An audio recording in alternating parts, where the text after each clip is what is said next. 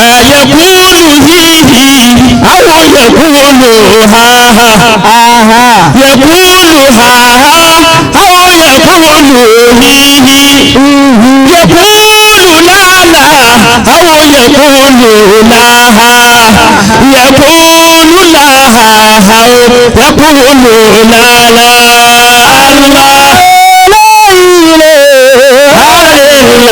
الله صادق الأمير رسول الله صلى الله على سر لا إله إلا الله لا إله إلا الله لا إله إلا الله أيا سر النجاة للأنام أيا فيض العلوم يا صلاتي الله أيا ابن السعادة يا صلاتي أيا أبني وكن معي صلاتي سلام على رفاعي زد سلاما صلاتي أحمد غوث الأنام يا للشمائل زيلوني نزل محمد بايوني ولا الصفا والعرفان على الديار زماني على القريب زماني جلوب بآل الجيلاني عيسى صلاتي خادمكم بمشربكم ناول فؤاد فوضتكم دوام بسيد الجيلة. أعوذ بالله من الشيطان الرجيم. بسم الله الرحمن الرحيم. اللهم صل وسلم على سيدنا محمد صلى الله عليه وسلم وعلى آله وأصحابه وسلم. الله عليه وسلم. أكي الله أكبر. أتي أترى أكي النبي محمد صلى الله عليه وسلم. àṣẹ́kùbọ̀ àṣàlátù fún ànábì gbogbo àwọn ẹni ọlọ́run tí wọ́n ti lọ rọ̀mbà wa kẹ́ gbogbo wọn. àmín ya Allah. mo ti àtàrà àwọn tí wọ́n ti lọ mo kí bàbá wa ìmáàmù àgbà ní Tawakkaltu ní bíbá yìí. Allahu hayatuhu. alhaji wa Abdul Latif Hussein ọ̀rẹ́ di méjì. mo kí yín púpọ̀ ọlọ́run jẹ́ kí ẹsẹ̀ ìmáàmù náà kó pẹ́. àmín. yóò sì jẹ́ kí àwa màmúmù náà tẹ̀lé pẹ́. àmín. albarkola anabiwa Muhammad. Allahu alayhi wa sallam. mo kí afáwa tí ń bẹ ní ẹgbẹ́ wọn. afáwa Hasan Àgbáyé. adamu Allahu hayatuhu. ọlọ́mọsá jẹ́ kí a rí yín pẹ́. àmín. mo wá kí bàbá wa Súnkẹrẹ àgbà. Allahu hayatuhu. Ìlọrin kan àbàtà kan ni. ayakumullah. bí ọlọ́run ti ní kí ẹ gbà fún àwọn tìjẹta àwọn tàná bẹ́ẹ̀ náà lẹ tún ṣe lónìí. ayakumullah. alihiriku dasasun egbò máa tọ̀ràn ni. Allah. bíbí tí wọ́n bí ọjà mà pé àtọ̀ sòsí òun náà ni àwọn àgbàlagbà fi bí. ayakumullah. ẹ ti ń pè mí ó sì mo ti dé Èkó mo ní mo wà lójú ọ̀nà ń bọ̀ wá wọ́n ní pẹ̀lú ògbó ọlọ́run àwọn ń bọ̀ wá pàdé mi. Allah. ẹ wo ọmọ ìyá dáadáa ọmọ ìyá rí ajiwa Saud ọba tí ó fi wá sí ọ̀ṣọ́ fún àwọn àgbàlagbà ọlọ́run ò ní yí wa padà sáìdá. àmín ya Allah.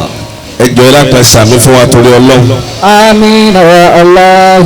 mo kí yín púpọ̀ ó yẹ kí n kí yín jù báyìí lọ àmọ́ àsìkò náà ni ó jẹ́ kí n máa ṣe pépèpé báwọn. mo kí afáwa tí wọ́n wí láwà ní lọ́wọ́ jàre pẹ́. àmín. ajíjọlá ajísafẹ́ ànábì bóyá bá ti rí láwà nínú ayé wọn pàjísafẹ́ náà ni. ayakumullah. wọ́n wí ní hankuri ni ọlọ́run ọba mi pọ́n yín lójú báyìí lọ. àmín ya Allahu. mo kí àfa àti mbẹlẹgbẹ yín tí wọ́n lógo. mo kí àfa àti wọ́n gbé fóònù lọ́wọ́. mo kí àfa àwa tí wọ́n kọrin tí wọ́n ṣe àzíkìrì mo kí yín púpọ̀.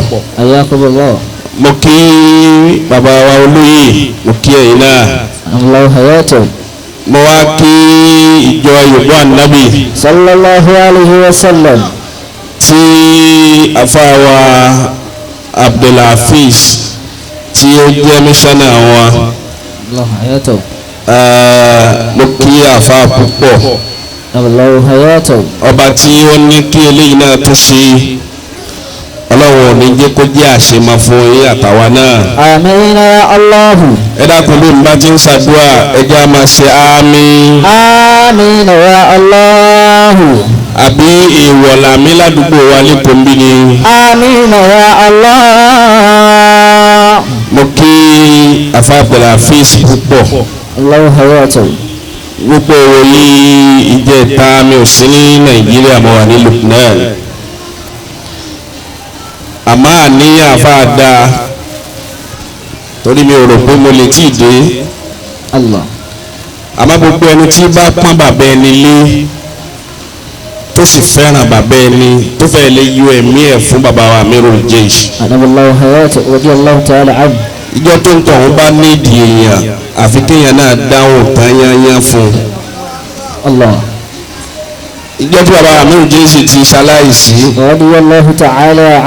bóyá ṣe bí ijọ́ mẹ́jọ tán látìgbà náà ni afa Abdulhafiz ti ń sọ fún mi.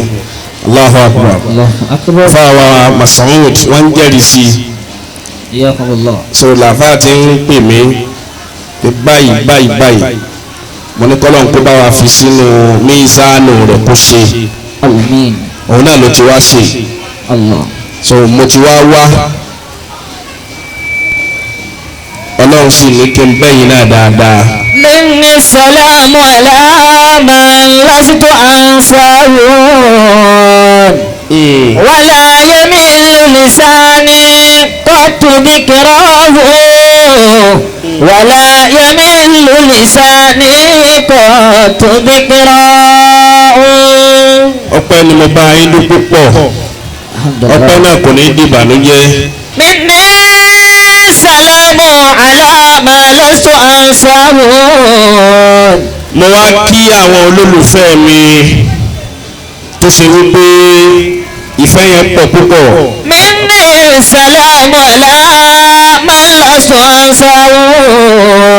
afáwa bàtà súnkẹrẹ. wala yamilu lisani qattu dhikrahu. wala yamilu lisani qattu dhikrahu. olólùfẹ́ púpọ̀ ni wọ́n. minni salamu ala man lastu ansahu. o ṣeun. wala yamilu lisani qattu dhikrahu. alájí wa òjò. wala yamilu lisani qattu dhikrahu. kò sí tí wọn ò lè ná lérí ọ̀rọ̀ mi láyé. mo wá rí i pé ìfẹ́ àwọn tìjẹ́ ta àti tàwọn tàná ni wọ́n dàdó sómi nìkan la. wa in tagibu wuyata falqalbu maskanuhu. wọ́n ní gbogbo ibi tí n bá ń lọ láyé àwọn sọ̀rẹ́ndẹ̀ mi ara àwọn fún mi àwọn máa tẹ̀lé mi lọ. wa man yakunu bi qalbi kayfa ansahu. apadà sí ibú tí báyàn téèyàn fi dẹni tí wọ́n ti gbàgbé ọlọ́run níjó kàn yín láéláé. wa man yakunu bi qalbi kayfa ansahu. ìwọ́n sọ fún wa wípé iṣẹ́ ọlọ́run tẹ́ ẹ rí tá a máa jẹun èèyàn mọ̀ yí téèyàn ó jẹ́ tí ó fi sórí rí lọ́dọ̀ ọlọ́run. minni salamu ala man lastu ansahu. èèyàn mọ̀ yí téèyàn ó jẹ́ ó lè jẹ́ ìta wáyé ọlọ́run ó jẹ ọlọ́run ẹ̀yin màláíkà ẹ̀gbọ́n ló ń tẹ̀ pàm. minni salamu ala man lastu ansahu. ìwọ ṣẹ̀ṣẹ̀ máa wá ronú wípé ibi tí wọ́n ti ń pè ọ́tọ̀ ti ń níyì bóyá o pọ̀ ń bẹ́ẹ̀ ọwọ́ adébì kan wọ́n wá rí fẹ́lẹ́fẹ́lẹ́ ń bẹ̀ bóyá bí fẹ́lẹ́fẹ́lẹ́ òun náà ni ó jẹ́ okùnfà rẹ̀ gbígbàdúrà fún ọ láyé àti lálùkìyámà ọmọ. minni salamu ala man lastu ansahu wala yamilu lisani qattu dhikrahu wala yamilu lisani qattu dhikrahu. mo fi sọ fún wa létí nísìnyí mo ní mo bára mi dúpẹ́ lọ́dọ̀ ọlọ́run wípé ọlọ́run ní kémi náà ṣàgbákò rere lónìí. وَإِنْ تَكْبُرُوا فَالْقَلْبُ مَسْكَنُهُ. ọ̀pọ̀lọpọ̀ ìtì máa kó báwọn ẹni ọlọ́run Ayyakumullah. tí wọ́n pera wọn láàfáà òun náà ni wípé wọ́n ti ríra wọn páwọn ti ju gbogbo nǹkan lọ. وَإِنْ تَكْبُرُوا فَالْقَلْبُ مَسْكَنُهُ. kó tẹ̀lé mi kó marú ohun tí òun lò bọ̀ àti ohun tí mo ti ń lò sí. وَإِنْ تَكْبُرُوا فَالْقَلْبُ مَسْكَنُهُ. ọ̀kọjá rárá ọ̀kọjá rárá. وإن تكبروا فالقلب مسكنه ومن يكون بقلبه كيف أنساه. ọ̀kọjá rárá ọ̀kọjá. من السلام على من لست أنساه ولا يمل لساني قط ذكره. ọ̀pọ̀lọpọ̀ àwọn àfáà láyé wọn ríra àwọn wípé ibi tó yẹ káwọn wà kọ́ ni wọ́n gbé àwọn sí. àmọ́ pé tí mo bára mi dúró lọ́dọ̀ ọlọ́run wípé ọlọ́run ó ní kí n dá bìlà fíìsì ó ní kí n dá lóhùn lónìí. ṣùkúrọ̀ líláyé ní mọ́tò. ẹ bá ń dúpẹ́ náà dáadáa. mo jìbà tó lè ṣòkòrè. wọ́n kẹ́fà ṣùkúrì bẹ̀rẹ̀ wọ́n ṣùkúrò mẹ́mbẹ̀rẹ̀. bóyá ẹ̀gbọ́n tí ò wí dáadáa ni ẹ bá ní alhamdulillah. ṣùkúrò líláyé. wí bí mo ti wí yẹn. alhamdulillah. pé ẹni tó mọ̀ wípé fẹ́rẹ́fẹ́rẹ́ tó kù tá a fi bọ́ sínú ọdún tuntun kò sí tọ́lọ́wọ́n ọba ò lè ṣe. ara tí kò ní dùn mọ́ wa nínú ọlọ́run má fi wá ga kọ́dún tí ń bọ̀ tó dé. àmín ṣùgbọ́n líláyé ní mọ́tò. mo sọ oríire púpọ̀ lónìí. mo jìbà tó lè ṣòkòrè. gbogbo àwa tá a jòkó yìí mo tún bẹ́yìn náà dúpẹ́ lọ́dọ̀ ọlọ́run. ṣùkúrú líláyé ní mọ́tò. kódà àwọn tí ń gbóhùn wa mo bá wa náà dúpẹ́ lọ́dọ̀ ọlọ́run. mo jìbà tó lè ṣòkòrè. wọ́n kẹ́fà ṣùkúrì bẹ̀rẹ̀ wọ́n ṣùkúrò mẹ́mbẹ̀rẹ̀. ọpẹ́ tí mo dú náà ni wípé ọlọ́run kọ̀ọ̀kan lèmi náà pé mo wà ń bíbà yìí lónìí. alhamdulillahi. nǹkan kékeré a máa já ní bọ́ láyé ní àyè. gbogbo ipò téèyàn bá wà láyé kó má máa rò pé yóò máa dùn lọ. béèyàn bá jẹ ṣúgà láàárọ̀ tó jẹ ṣúgà lọ́sàn tó di lálẹ́ tó tó ní kí wọ́n wá ṣúgà fún un ó wá jẹ́ bẹ́ẹ̀ lénìí ó jẹ́ bẹ́ẹ̀ fọ́sẹ̀ kan ẹ rí i pé fúnra rẹ̀ ni ó máa wá àgbókì. ṣùkúrú líláyé ní mọ́tò.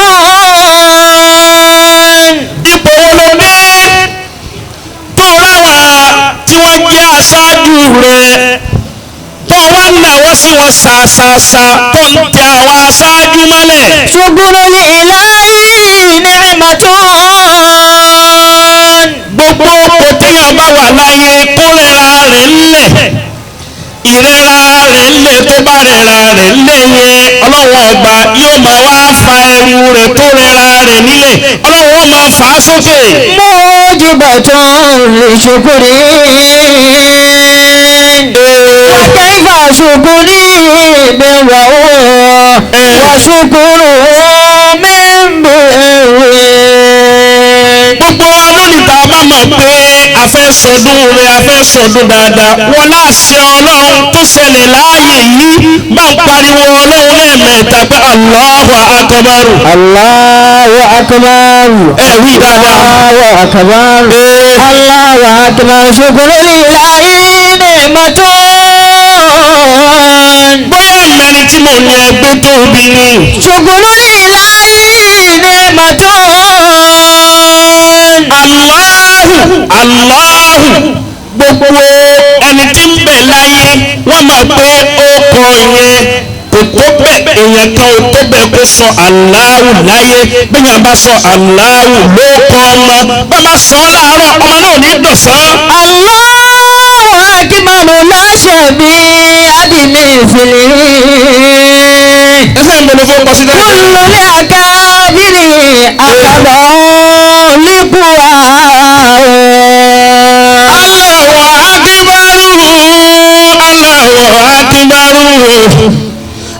Allahu akbar láṣẹ bí abimizili kúlù làkàbìrì akadọ̀hún nìkúwá Allahu akbar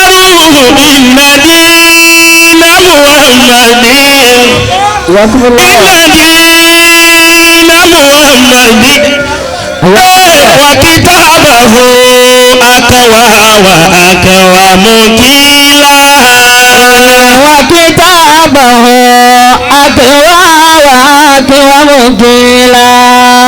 Allahu náà ni wọ́n dákọ̀ lẹ́gbẹ̀ẹ́ rẹ̀ ó jẹ́ kí gbogbo ara rẹ̀ kó máa gbọ̀n rírì. Allahu akbar la shabiha bimithlihi. gbogbo ẹni tí ń máa ń jẹ́ lábẹ́ ọkọ̀ ọlọ́run náà ni ó máa wà. Allahu akbar la shabiha bimithlihi. ta ló ní àmà bẹ. Allah. ẹ dá mi lóhùn lẹ́kọ̀ọ́. Allah. ta ló lè ní àmà bẹ mọ́. Allah. ta ló ní àmà rí jẹ. Allah. ta ló lè ní àmà rí jẹ mọ́. Allah.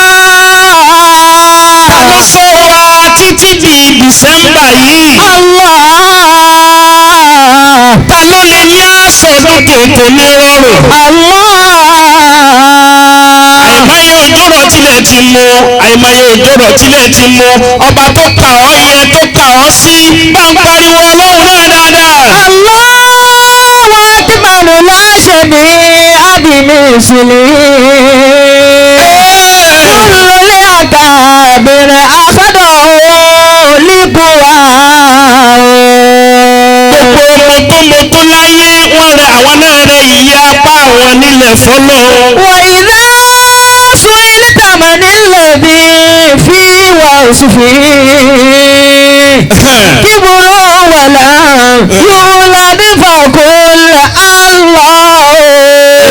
Kibru wa lam yulad faqul Allah. wà ìsáàsù ìlítà mani lẹ́bí ìwà síbìrì. wà ìsáàsù ìlítà mani lẹ́bí ìwà síbìrì. kíbúrí wàlàm yúlẹ̀dì fọkùn Allahu. Kibru wa lam yulad faqul Allah. ìsáàsù ìlítà bí wọ́n bá béèrè lọ́wọ́ rẹ̀. Man alladhi fi wasfihi kibrun. ta ni ìròyìn mọ́tòmọ́tò ń bẹ fún. wọ́n bá béèrè lọ́wọ́ tiẹ̀ náà pé ta ni ìròyìn mọ́tòmọ́tò ń bẹ fún láyé. Kibru wa lam yulad faqul Allah. ta ni ìròyìn pé kò bímọ ta ni wọ́n sọ fún pé kò bímọ kí ni rẹ̀ ó dùn. Qul huwallahu ahadu Allahu samadu lam yalidi wa lam yuladi wa lam yakul lahu. Kufuwan ahad. ọlọ́run nìkan lọ́ba mọ́tòmọ́tò láyé. Idha su'ilta كبر ولم يولد فقل الله كبر ولا يولد فقل الله. ọ̀pọ̀ àwa tá a wà nínú ọjà yìí lónìí àtẹni tí ń gbọ́ wa àtẹni tí ò gbọ́ wa àtàwa tá a jókòó láàyè yìí lónìí ọlọ́run oore tí parẹ́ ọlọ́run má ṣe fẹ́ ní kọ̀ọ̀kan wa. إذا سئلت من الذي في وصفه. mo sọ fún ajíwá òjò رحمكم الله. lẹ́ẹ̀kan mo ní níjọ́ míì òde tẹ ẹ bá fojú di láyé olójóun náà ní ó promote ẹ̀dá lọ sọ́dọ̀ ọlọ́run. إذا سئلت من الذي في وصفه كبر ولم يولد فقل الله. ntọ́kọ́bá ìmáàmù Junaidu رحمكم الله. al-Imamu Junaid àfáàgbà ni الله. ó sì sin lọ́hún dáadáa àwọn àfa ẹja lọ kú tẹ́ḿpà الله. kálọ̀ ọmọ mi ní déédéé kó wa ká mọ ọmọ ẹni tá ń ṣe bí ń bá yẹ wá ní méjì méjì ká mọ òun ara wa ká má rìnrìn máa yáàfì ká má rìnrìn kankan ń bà níwájú ẹni tó dáa الله. ẹni tó dáṣọ fún ni tí ń ṣe fáàrí bóun lòun dáṣọ fún un tó fi yé ńgbà tẹ́ni tó dáṣọ fún ni bá ń ṣe fáàrí bóun lòun dáṣọ fún lágbájá tí ń fi ń lọ tí ń fi ń bọ̀ òun nì kí lẹni tó lè jì pátáṣọ ó gbó lórí rẹ̀ kí ni kó òun ṣe. والكبرياء لربنا صفة مخصوصة فتجنبنا واتقي.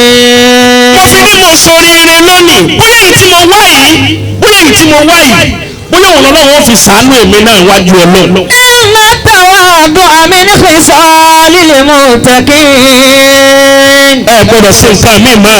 وبه تقي إلى المعالي يرتقي.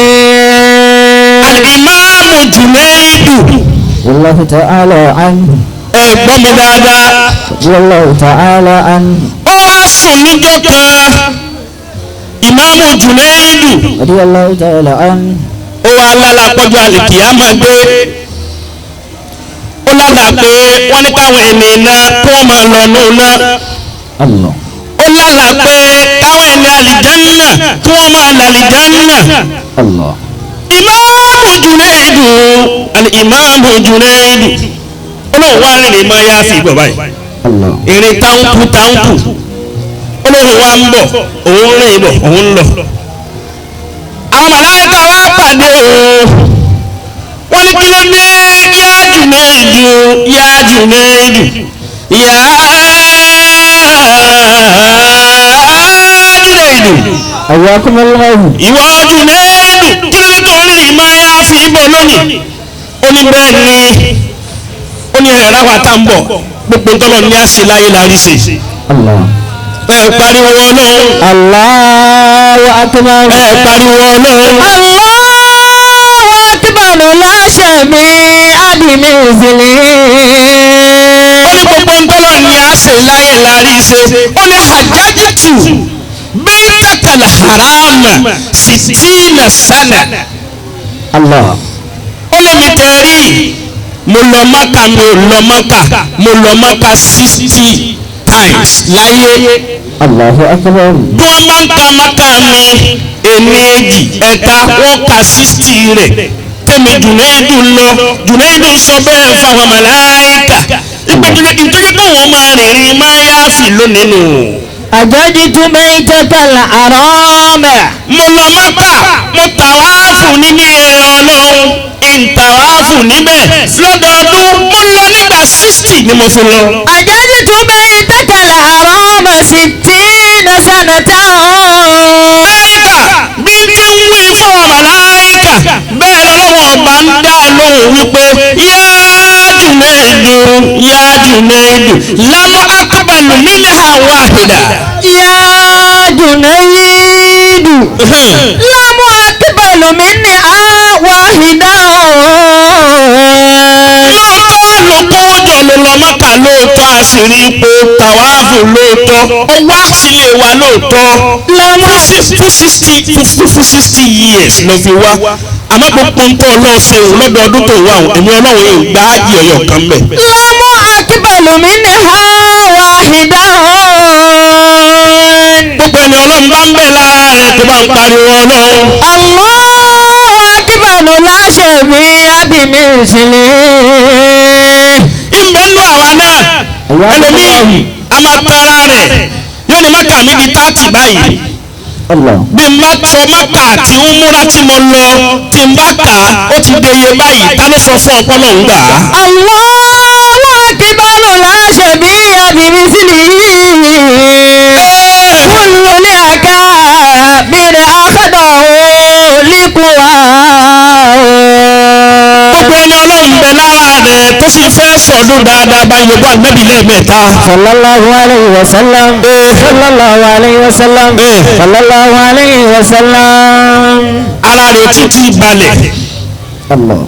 Jùnẹ́dù ní bẹ́ẹ̀ bá ti èwo tẹ hajj nítorí arìnrìn máa yá fi bọ̀ amàláyíká ní farabalẹ̀ kú tẹ́ǹpà kí ló tún mú wá bí máa jí ìtànà yá Jùnẹ́dù kí ni tó tún mú wá àti sọ́tẹ́ hajj fún ọ tó ló ṣe ọlọ́run lọ́wọ́ gbà gangan mẹ́ ó ní bẹ́ẹ̀ ni ó ní tí mo tún mú wá lónìí khatamutul Qur'ana alifa marra ó ní mo kí alukuraani nkí alukuraani bá ń wí bẹ́ẹ̀. khatamutul Qur'ana alifa marratin. bó ló ti wí. khatamutul Qur'ana alifa marratin. khatamutul Qur'ana jẹ́ kí náà òun kó dún dáadáa kí wọ́n máa gbé fatia ló pé. khatamutul Qur'ana alifa marratin. torí lọ́dọ̀ àwọn onílọ́gà ká má fi wí nǹkan míì tí e ṣe tiẹ̀ khatamutu yóò máa jẹ́ fíìlù àti fáìlì khatamu fíìlù mọ́ọ̀nì mọ̀bìnrin aládùnmí لاتصال بضمير رفع المتحرك التاء فاعل مرفوع وعلامة رفعه الفاعل. حياكم الله. كتبت حياكم الله. ختمت القرآن وما جاء مفعول به منصوب ومنصوب بفتحة الظاهرة في محل النصب المفعول به. ختمت القرآن ألف مرتين. ó ní mo kí alukuraani nígbà tẹ̀lé wo ti hajj tí èsì tiẹ̀. ألف مرتين. ó ní mo kí alukuraani nígbà 1000 láyé.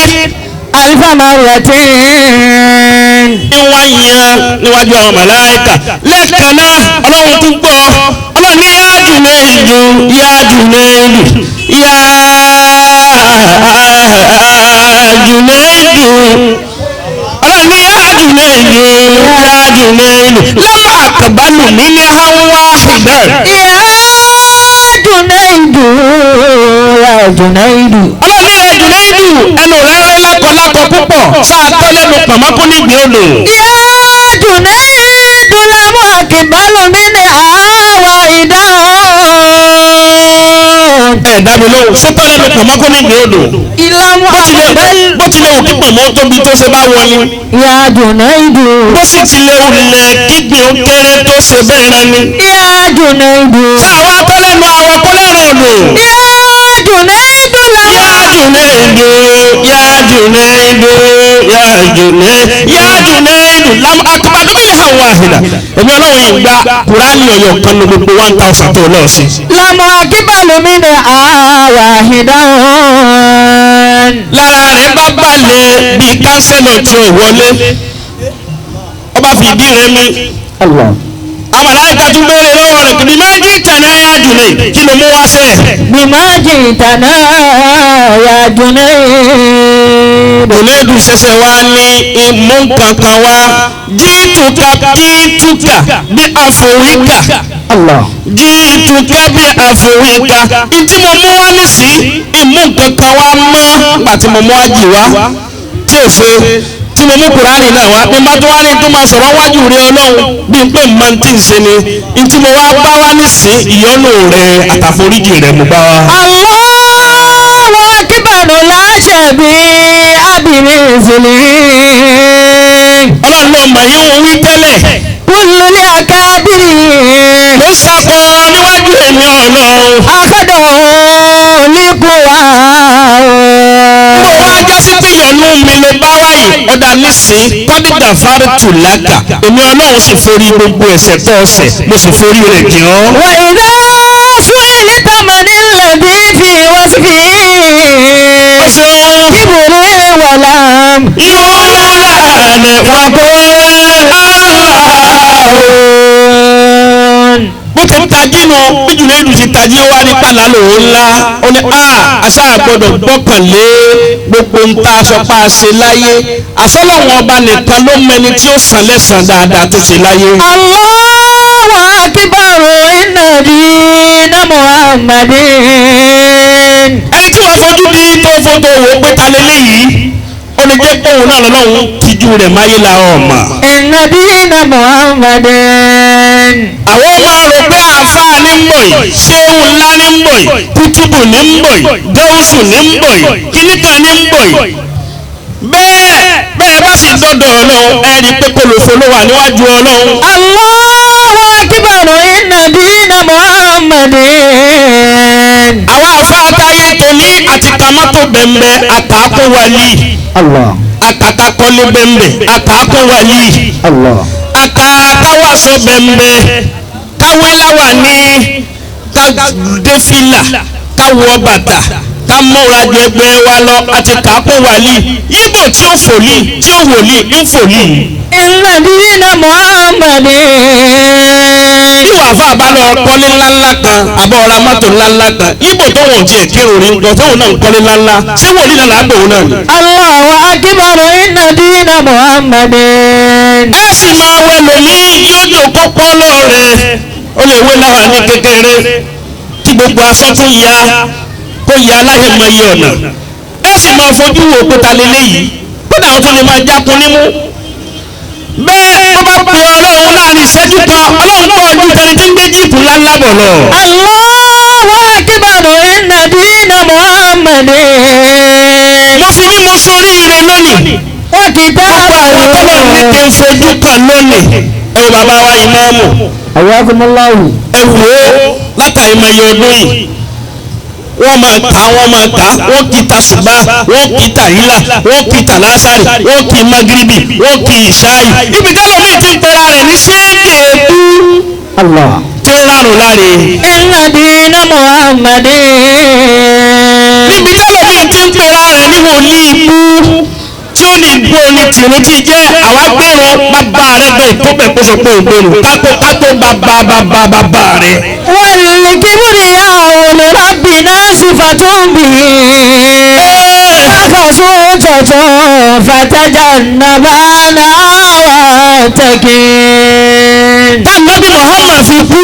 Allahu alayhi wa sallam. yorùbá ànábì kó dùn mọ́ mi. Sallallahu alayhi wa sallam. yorùbá ànábì kó dùn mọ́ mi lẹ́kọ̀ọ́. Sallallahu alayhi wa sallam. ànábì fi kú ànábì kírun kú ni.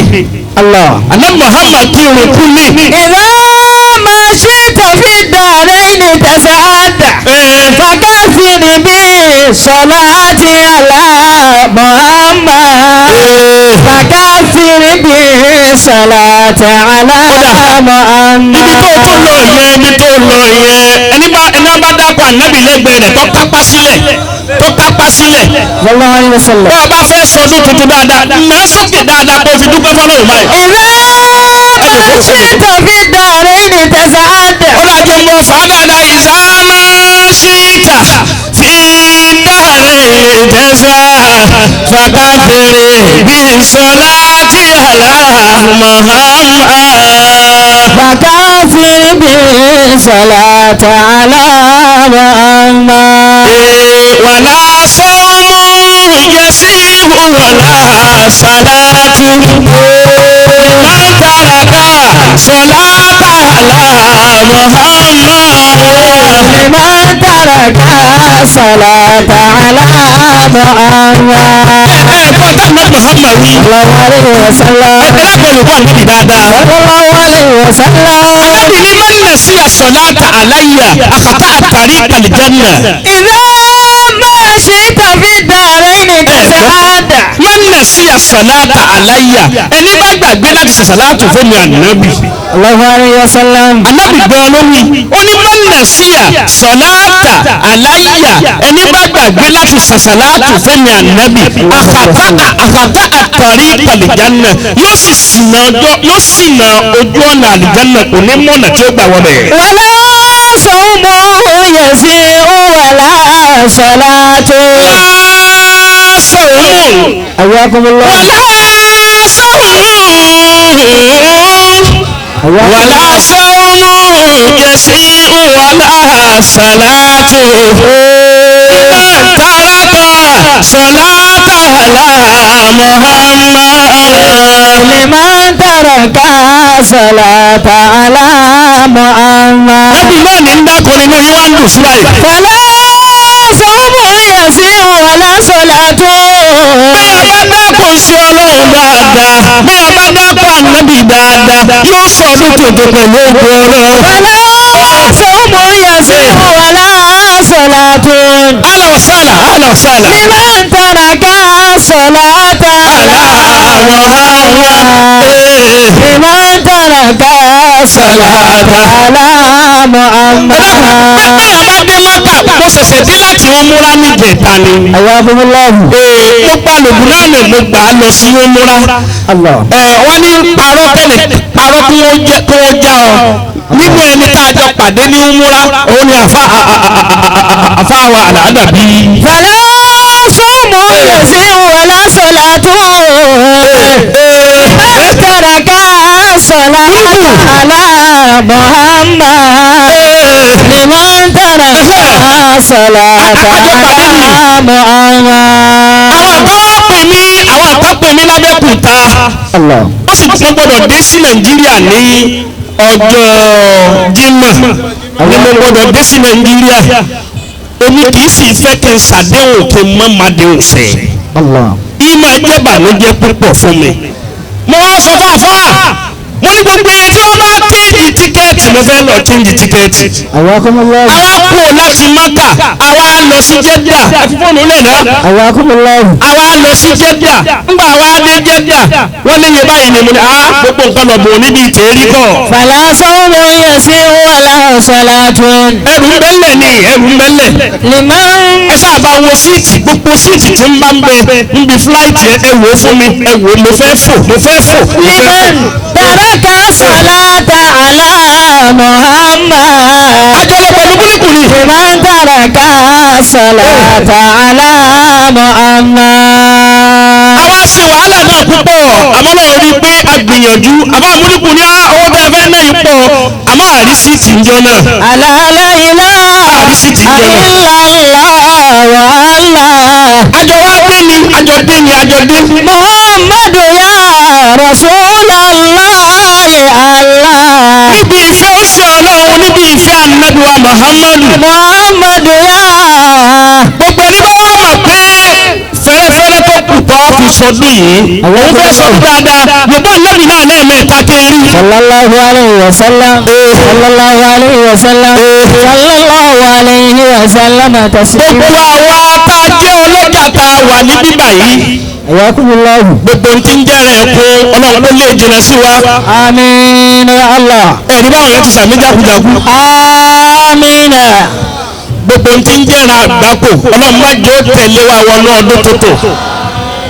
gbogbo ti ń jẹ́rẹ̀ òfo àtẹ̀kọ́ àtàdánù ọlọ́run má jẹ́ ó bá wa wọnú ọdún tuntun. má jẹ́ ó bá wa wọnú ọdún tuntun. sàmì lẹ́kọ̀ọ́. àmín. ọlọ́run má jẹ́ mọ ọjà yóò jóná. ọlọ́run má jẹ́ ọjà yóò jóná. gbogbo àwọn ọmọ wa náà jẹ́ wọ́n yànjú wọ́n yànjú. wọ́n yàn ká yanjú. sàmì dáadáa sàmì dáadáa. àmín. gbogbo ẹni tí o ti tó fún ọlọ́run tó tó fún. ọlọ́run tó tó fún gbogbo ẹni tí o tó. gbogbo bá ti jòkólẹ̀ yìí ìnira ń kálukú ọ̀tọ̀ọ̀tọ̀ ni ọlọ́run ò wọlé akọ́kù díẹ̀ tá a fi wọnú ọdún tuntun ọlọ́run mọ́sà ṣàánú ẹnì kọ̀ọ̀kan wà. ṣàánú ẹnì kọ̀ọ̀kan wà. láyé kúlù yìí àwọn yẹ kúlù ha yẹ̀kúlù ha àwọn yẹ̀kúlù yìí ọlọ́run bá kẹ́ bá mi àmì ìròyìn jẹ́ ìṣe. yẹ̀kúlù yìí ọlọ́run bá kẹ́ bàbá. yẹ̀kúlù aha yẹ̀kúlù aha àwọn yẹ̀kúlù yìí yẹ̀kúlù ha yẹ̀kúlù bàbá mi wí àlá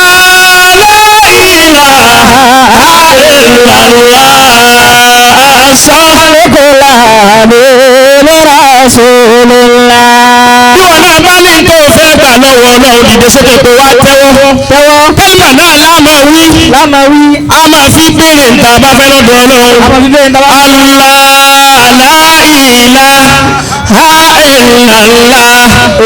asọ́díkùnlá àbí bùrá sòlùlá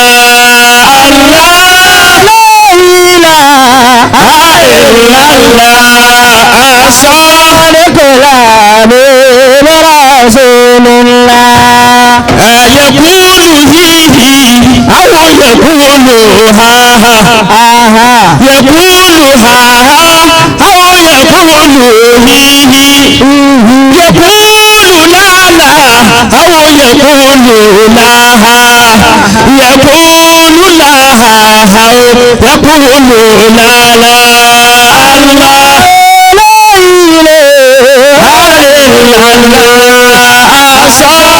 صلى الله عليه وسلم مصطفى يا محمد صلى الله عليه وسلم صلى الله على محمد صلى الله على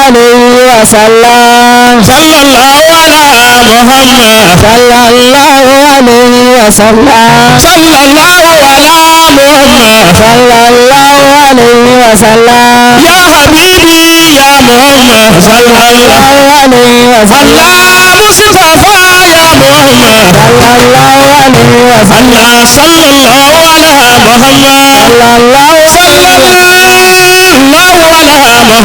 صلى الله عليه وسلم صلى الله على محمد صلى الله عليه وسلم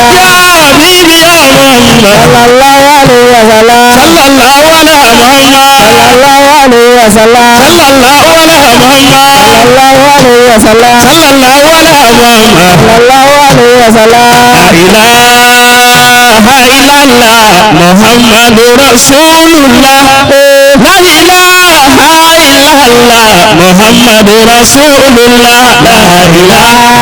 لا إله إلا الله محمد رسول الله لا إله إلا الله محمد رسول الله bí ọba nífẹ̀ẹ́ Muhammad gbàngbàn ní òdúró bí ọba bínú Muhammad yàtàtà ní òṣèlú láìlá àìlàlà Muhammad rasulullah láìlá àìlàlà Muhammad rasulullah.